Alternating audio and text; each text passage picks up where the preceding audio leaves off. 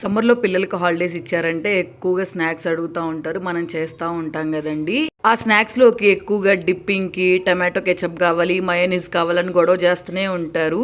వాటి టేస్ట్ అలాంటిది. ఒకసారి తింటే మళ్ళీ మళ్ళీ తినాలనిపిస్తా ఉంటది కదా పిల్లలకి. అయితే స్నాక్స్‌లోకి డిప్పింగ్‌కయితే ఈరోజు ఎగ్ లేకుండా, అలాగే ఆయిల్ లేకుండా మయోనీస్ అయితే చేశాను. నమ్ముతారో నమ్మరో గానీ టేస్ట్ అయితే మాత్రం భలే వచ్చింది. తింటంటే ఉట్టిదే తినాలనిపించింది. ఎలా చేయాలో చూపిచ్చేస్తాను. ఫస్ట్ ఒక మిక్సీ జార్ తీసుకొని అందులోకి 4-5 వెల్లుల్లిపాయలు, అలాగే సాల్టు, కొంచెం pepper powder, lemon juice, sugar, అలాగే ఇలాచీ, కొన్ని జీడిపప్పు ఇవన్నీ వేసుకొని ఒకసారి బరకగా అయితే గ్రైండ్ చేసుకొని, కొంచెం బరకగా గ్రైండ్ అయిన తర్వాత 6 పన్నీర్ క్యూబ్‌లు అయితే వేసుకోండి. నేనైతే చిన్న చిన్నగా పీసెస్‌గా కట్ చేశాను కాబట్టి ఎక్కువగా కనిపిస్తుంది. తర్వాత కొన్ని పాలు పోసుకొని కన్సిస్టెన్సీకి తగ్గట్టు అయితే మిక్సీ వేసుకోండి.